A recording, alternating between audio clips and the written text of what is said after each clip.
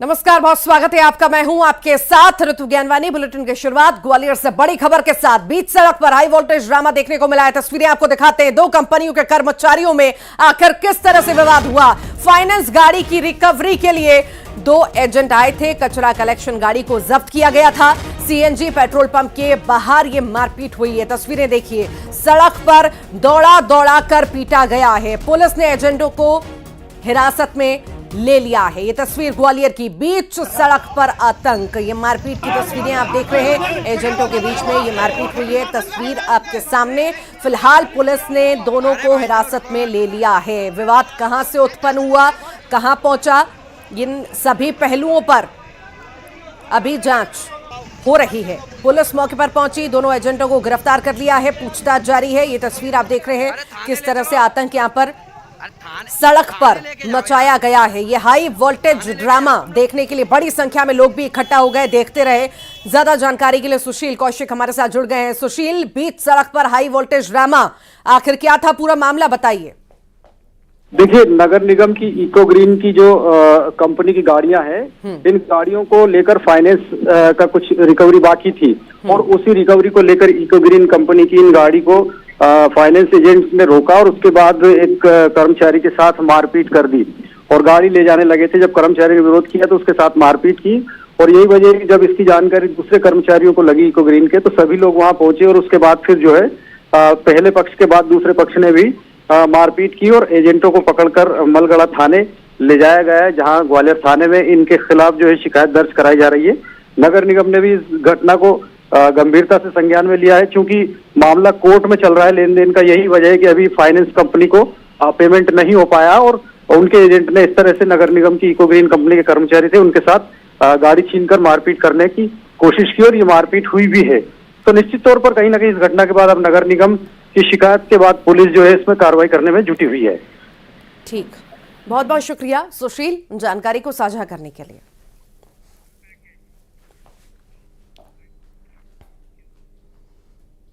Girls hostel में काम करने वाली महिला कर्मचारी घर से हॉस्टल जाने के लिए निकली, लेकिन एक्सीडेंट में उनकी मौत हो गई। हैरानी की बात यह है कि एक्सीडेंट नहीं बल्कि कत्ल था। सीसीटीवी में कैद है कातिलों का सुराग। आप भी देखिए ये सनसनीखेज खुलासा। हॉस्टल में बॉयफ्रेंड की एंट्री पर बैन, ऐसे बना कत्ल का खौफनाक प्लान।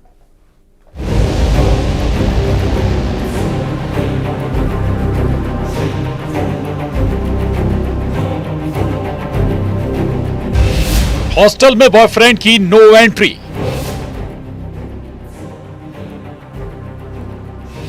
मुलाकात पर बैन, मर्डर का प्लान।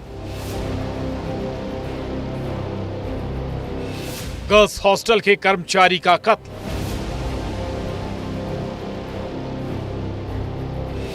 सीसीटीवी में कैद कत्ल का सुराग।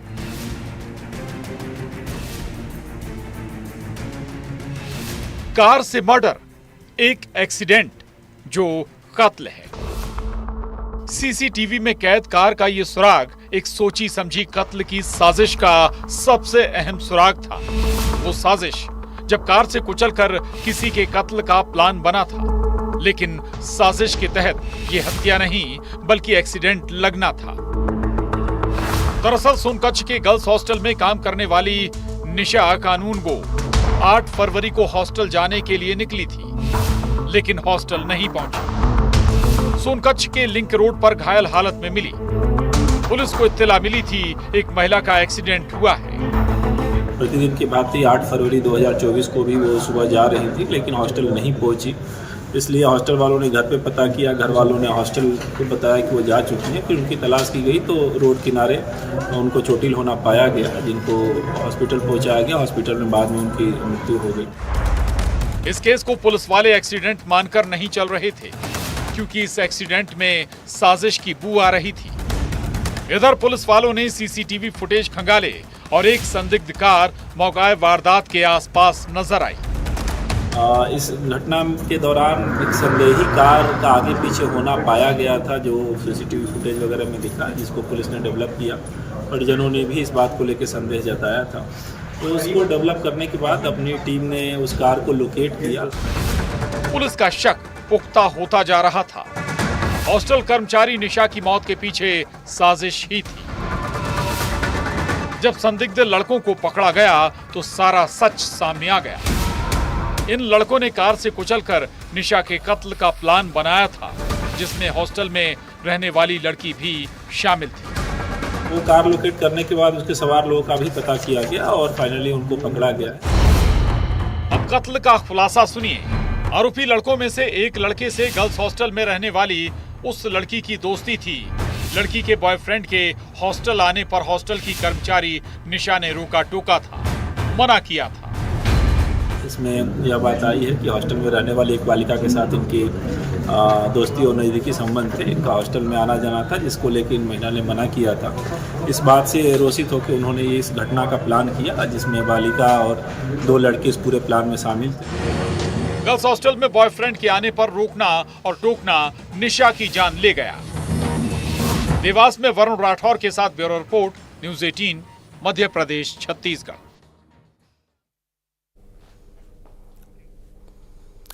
नई नवेली दुल्हन अपने मायके जाने के लिए निकली, लेकिन वो मायके नहीं पहुंची, बल्कि जंगल में उसकी लाश मिली।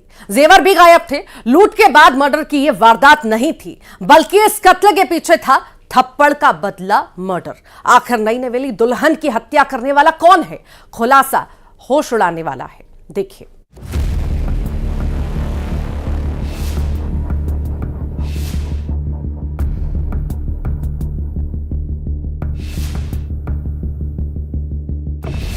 नई नवेली दुल्हन का कत्ल। जंगल में मिली लाश, एक जिद बनी मौत, थप्पड़ का बदला मर्डर। एक्स लवर का खूनी खेल, रतलाम का सनकी आशिक। इस जंगल में नई नवेली दुल्हन की लाश मिली, जिस महिला की शादी को महज 2 महीने हुए थे। गला दबाकर महिला का कत्ल किया गया था। आखिर कातिल कौन है? शक के दायरे में महिला से जुड़ा हर एक शख्स था। वारदात के बाद जेवर भी गायब थे। क्या लूट के इरादे से किसी ने हत्या की वारदात को अंजाम दिया? सवाल ये भी कि नई नवेली दुल्हन जंगल में पहुंची कैसे? रतलाम के बाजना में इमलीपाड़ा के जंगल में लाश मिली। 2 महीने पहले उसकी शादी हुई थी, तो ये लगभग 2-3 दिन पहले जो है वो इसका पति इसको बाजना छोड़ के गया था कि भाई ये जो है वो अपने घर चली जाएगी। मगर 2-3 दिन तक जब वो घर पे नहीं आई, तो उसके बाद में जब उसकी बुआ सास है रतलाम, तो उसने फ़ोन किया कि लड़की आई कि नहीं आई करके। तो तब उनको पता चला कि लड़की आई नहीं है। उन्होंने ढूंढना शुरू किया। ससुराल वालों से पूछताछ हुई। महिला के पति ने बताया कि वो अपनी पत्नी को बाजना बस स्टैंड पर छोड़कर गया था उसके मायके जाने के लिए। लेकिन शादीशुदा महिला मायके नहीं पहुंची, बल्कि उसके कत्ल की एक खबर आई। कॉल डिटेल्स में हत्या का सुराग था।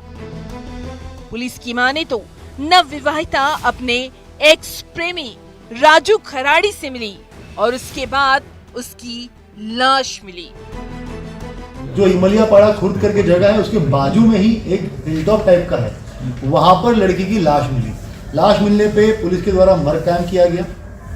पूछताछ करने पे घाटा खेरदा का एक राजू खराड़ी करके एक व्यक्ति है, जो पहले भी इसके पीछे आता रहता था और इनका मतलब एक प्रेम संबंध रहा है पहले।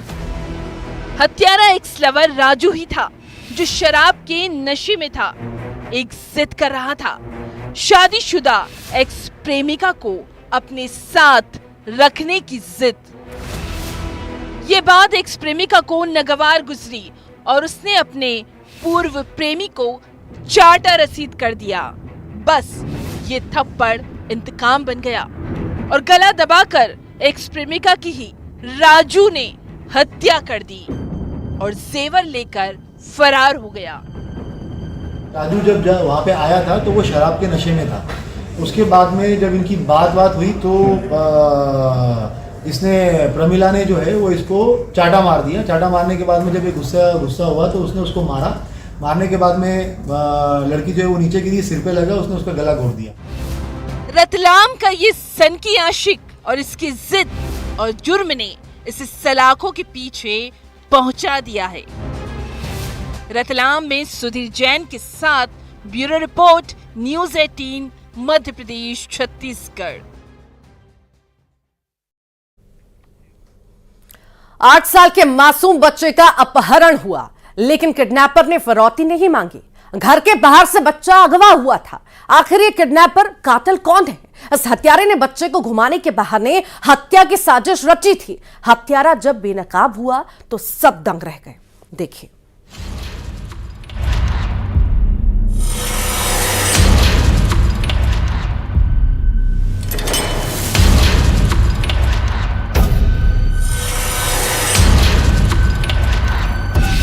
आठ साल के मासूम का हुआ अपहरण। घर के बाहर से किडनैप हुआ बच्चा। न फिरौती न दहशत वाला कॉल,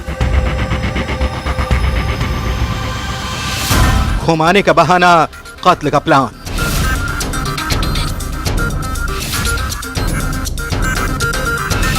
जंगल में मिली मासूम की लाश। इस जंगल में खौफनाक राज दफन था। इस राज से पहले एक गुमशुदगी के बारे में सुनिए। ये गुमशुदगी थी 8 साल के बच्चे की, जिसका किडनैप उसके घर के बाहर से हुआ था। लेकिन ये किडनैपर कोई प्रोफेशनल किडनैपर नहीं थे। पुलिस की टीम बच्चे का सुराग तलाश रही थी और इधर एक ऐसी खबर आई जिसने पुलिस के भी होश उड़ा दिए। ये खबर थी जंगल में लाश का मिलना। ये लाश किसी बच्चे की थी। क्या 8 साल के बच्चे की गुमशुदगी और जंगल में मिली लाश का आपस में कोई कनेक्शन था? तो जवाब है हाँ। जगदलपुर के लोहांडीगुड़ा थाना इलाके का ये मामला है। थाना लोहांडीगुड़ा में आवेदक गौतम वर्मा के द्वारा आवेदन दिया गया कि उनके पुत्र है नाबालिग वेद वर्मा को उनके ही पड़ोसी नीलेश कुशवाहा द्वारा अपनी गाड़ी में बिठाकर कहीं ले गया है, पर अपराध पंजीबद्ध किया गया और पुलिस के द्वारा उक्त आरोपी को सरगर्मी से पता तलाश की गई। गौतम वर्मा के 8 साल के बेटे देव वर्मा का अपहरण करने वाले कोई पेशेवर मुजरिम या कोई गिरोह नहीं था, बल्कि अपहरण और कत्ल करने वाला पड़ोसी नीलेश कुशवाहा निकला। नीलेश ने अपने साथी के साथ मिलकर यह साजिश रची। घुमाने के बहाने देव को अपने साथ ले गया और फिर मासूम 8 साल के देव का कत्ल कर दिया गया। शैतान अंकल की हैवानियत। रंजिश में दिल दहला देने वाला बदलापुर। दरअसल पड़ोसी नीलेश की देव के पिता गौतम से रंजिश थी और रंजिश में शैतान अंकल ने जो हैवानियत की उससे सब दंग हैं। आरोपी के मिलने के पश्चात उनसे पूछताछ के दौरान उन्होंने बताया कि वह अपने साथी हंसराज सेट्टी के साथ मिल करके पुरानी रंजिश को लेकर के उक्त नाबालिग बच्चे की उन्होंने हत्या कर दी है। शव को बरामद कर दिया गया है, पीएम कराया जा रहा है। दोनों आरोपी गिरफ्तार हैं, बेचना जारी है। बदले की आग में बुझा दिया गया एक घर का चिराग। जगदलपुर में श्रीनिवास नायडू के साथ bureau report, news 18, Madhya Pradesh, Chhattisgarh. ये वो सरफिरे हैं, वो सनकी आशिक जो दावा करते हैं मोहब्बत का। एक सरफिरे ने एक तरफा मोहब्बत में लड़की को सुसाइड करने पर मजबूर कर दिया, तो दूसरे ने दूसरे शहर में सनकी ने शादी की जिद पर लड़की पर हमला कर दिया। आखिर ये कैसी सनक है, देखिए रिपोर्ट।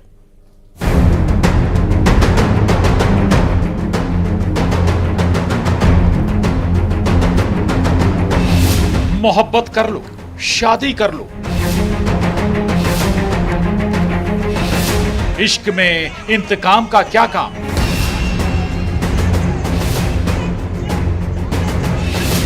नफरत का वार तो कैसा प्यार। अब बस भी करो यार। मोहब्बत को बदनाम ना करो।